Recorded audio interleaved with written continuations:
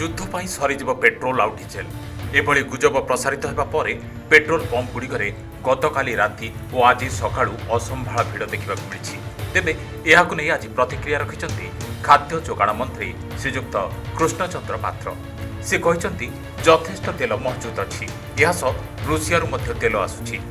ମାସେ 2 ମାସ ଭିତରେ ତେଲ ସରିଯିବା ଭଳି ବିଭ୍ରାନ୍ତିକର ତଥ୍ୟ ଉପରେ ବିଶ୍ୱାସ କରନ୍ତୁ ନାହିଁ। କେବଳ ସରକାରୀ ତଥ୍ୟ ଉପରେ ବିଶ୍ୱାସ କରନ୍ତୁ। ଆମ ପାଖରେ ଯଥେଷ୍ଟ ତେଲ ଅଛି, ଆଦୌ ଅସୁବିଧା ହେବନି।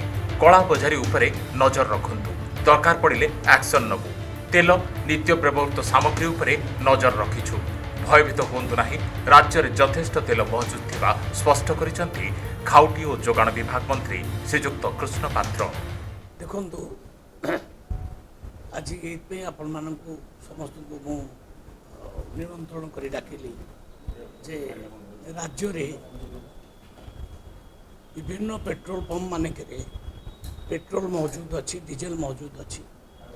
କୌଣସି ପ୍ରକାର ସର୍ଟେଜ କେଉଁଠି ନାହିଁ। ତେଣୁ ବିଭିନ୍ନ ଗଣମାଧ୍ୟମରେ ବିଭିନ୍ନ ପ୍ରକାର ନ୍ୟୁଜ୍ ବାହାରୁଛି। କାରଣ ମିଡିଲ ଇଷ୍ଟରେ ଯେଉଁ ପ୍ରକାର ଯୁଦ୍ଧ ଚାଲିଛି ତାକୁ ନେଇକରି ବିଭ୍ରାନ୍ତିକର ତଥ୍ୟ ମଧ୍ୟ ପରିବେଷଣ ହେଉଛି। ମୁଁ ତାକୁ ନ୍ୟୁଜ୍ ଦେଖିଲି। କେଉଁଠି ସର୍ଟେଜ ନାହିଁ, ସଫିସିଏଣ୍ଟ ତେଲ ଆମର ଅଛି, ମହଜୁଦ ଅଛି। ତେଣୁ ଲୋକମାନଙ୍କୁ ମୋର ଭାଇ ଭଉଣୀମାନଙ୍କୁ ସମସ୍ତଙ୍କୁ ଅନୁରୋଧ କରିବି, ଗାଡ଼ି ଆଣନ୍ତୁ, ଗାଡ଼ିରେ ତେଲ ଭର୍ତ୍ତି କରି ନିଅନ୍ତୁ। କୌଣସି ପ୍ରକାର ପାନିକ ହୁଅନ୍ତୁ ନାହିଁ, କିମ୍ବା ବଡ଼ ବଡ଼ ବ୍ୟାରେଲରେ ଘରେ ନେଇକି ମହଜୁଦ କରନ୍ତୁ ନାହିଁ। ମହଜୁଦ କରିବାଟି ଠିକ୍ ନୁହଁ, କାରଣ ତେଲ ସର୍ଟେଜ ହେବ ନାହିଁ। ଆମର ଏ ଯୁଦ୍ଧରେ ଆମର ସେମିତି କିଛି ପ୍ରଭାବ ପଡ଼ିବାର ନାହିଁ। ଆଉ ଇତିମଧ୍ୟରେ ଋଷିଆ ଠାରୁ ମଧ୍ୟ ଆମର ତେଲ ଆସିବା ଆରମ୍ଭ ହୋଇଯାଇଛି। ତ ତେଲ ବାବଦରେ ଯେଉଁ ବିଭ୍ରାନ୍ତିକର ତଥ୍ୟ ସମାଜରେ ଅଛି, ପ୍ରକାଶ ହେଉଛି, ଗଣମାଧ୍ୟମରେ ବି ହେଉଛି। ମୁଁ ତାକୁ ଏଇଠି କହିବାକୁ ଚାହେଁ ଯେ ଆମର ରାଜ୍ୟବାସୀମାନେ, ଭାଇ ଭଉଣୀମାନେ କେବଳ ସରକାରୀ ତଥ୍ୟକୁ ଆଉ ବିଶ୍ୱାସକୁ ନିଅନ୍ତୁ। ଇଏ ବେସରକାରୀ ତଥ୍ୟ ଉପରେ ବିଶ୍ୱାସ କରନ୍ତୁ ନାହିଁ। ସଫିସିଏଣ୍ଟ ତେଲର ବ୍ୟବସ୍ଥା ଅଛି, କେଉଁଠି ବି ଅସୁବିଧା ନାହିଁ। ଯେଉଁଠି କିଛି ନ୍ୟୁଜ୍ ଦେଖୁଥିଲି ମୁଁ ସକାଳୁ, କିଛି ଯେଉଁ ନ୍ୟୁଜ୍ ଦେଖୁଛ ଆପଣମାନେ, ଲାଇନ୍ ଲାଗିଛି, ସେସବୁ ଏଇ ପ୍ରକାର ନ୍ୟୁଜ୍ ବି ବାହାରକୁ ଯିବା ପରେ ଲୋକଙ୍କ ଭିତରେ ଗୋଟେ ଛାନିଆ ବସାଇଛି ଯେ ଆଗାମୀ ମାସେ 2 ମାସ ପରେ ମଧ୍ୟ ଆଉ ତେଲ ମିଳିବ ନାହିଁ। ସେମିତି କିଛି ହେବାର ନାହିଁ। ତେଲ ସଫିସିଏଣ୍ଟ ମିଳିବ, କେବେ ବି ଅସୁବିଧା ହେବ ନାହିଁ। ଆମେ ସେଥିପାଇଁ ପ୍ରସ୍ତୁତ ଅଛୁ। ଆବଶ୍ୟକ ପଡ଼ିଲେ କଳା ବଜାରୀମାନଙ୍କ ଉପରେ ମଧ୍ୟ ଆମେ ପୁରା ନଜର ରଖିଛୁ। ଆକ୍ସନ୍ ବି ଦରକାର ପଡ଼ିଲେ ନିଆଯିବ। ଆଉ ଆମେ ସରକାର ପୁରା ତେଲ, ନିତ୍ୟ ବ୍ୟବହାର୍ଯ୍ୟ ପଦାର୍ଥ, ଖାଇବା ଦ୍ରବ୍ୟ ଏସବୁ ଉପରେ ପୁରା ନଜର ରଖିଛନ୍ତି। କିଛି କେଉଁଠି ଅଭାବ ନାହିଁ। ତେଣୁ ମୁଁ ସମସ୍ତଙ୍କୁ ଏଥିପାଇଁ ନିବେଦନ କରିବାକୁ ଚାହେଁ, ଓଡ଼ିଶାର ପ୍ରତ୍ୟେକ ନାଗରିକଙ୍କୁ ମୁଁ ନିବେଦନ କରିବାକୁ ଚାହେଁ, ଏଇ ମ୍ୟାଟରରେ ପ୍ୟାନିକ୍ ହେବାର କୌଣସି ଆବଶ୍ୟକତା ନାହିଁ।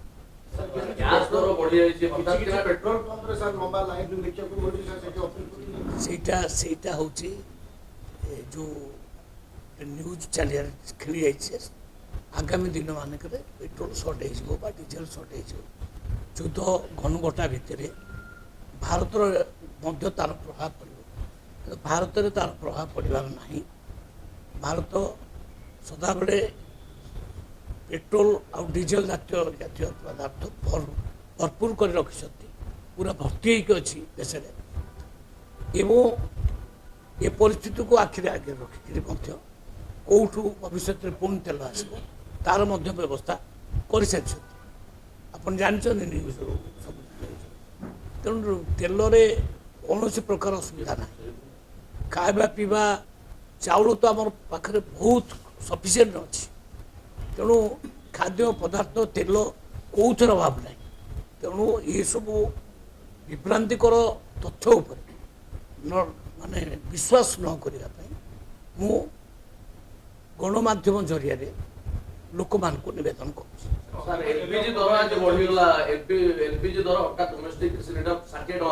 ସେ ବେଳେବେଳେ ସେମିତି ବଢ଼ିବ, କମିବ, ସେଇଟା ପେଟ୍ରୋଲିୟମ ଜିନିଷ ଗୁଡ଼ା ବି ସେଇଆ କେତେବେଳେ ବଢ଼ିବ କେତେବେଳେ କମିବ କିନ୍ତୁ ମାନେ ମହଜୁଦ ଅଛି ସଫିସିଏଣ୍ଟ ଅଭାବ ନାହିଁ।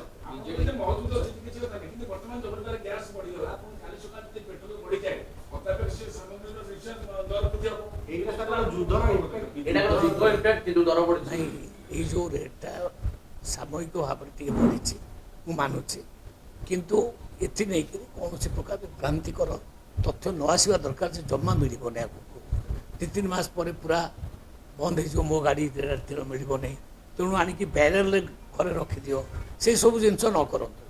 ଲୋକମାନେ ଦେଖନ୍ତୁ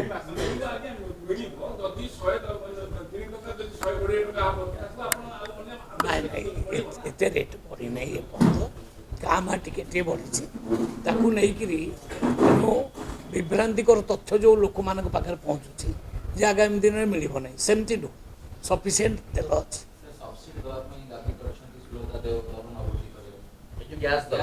ନାଇଁ ତା ଉପରେ ତ ସରକାର ବିଚାର କରିବେ କିନ୍ତୁ ବର୍ତ୍ତମାନର ତଥ୍ୟ ହେଉଛି ସଫିସିଏଣ୍ଟ ତେଲ ଅଛି ତେଲରେ କିଛି ଅଭାବ ନାହିଁ। ଓକେ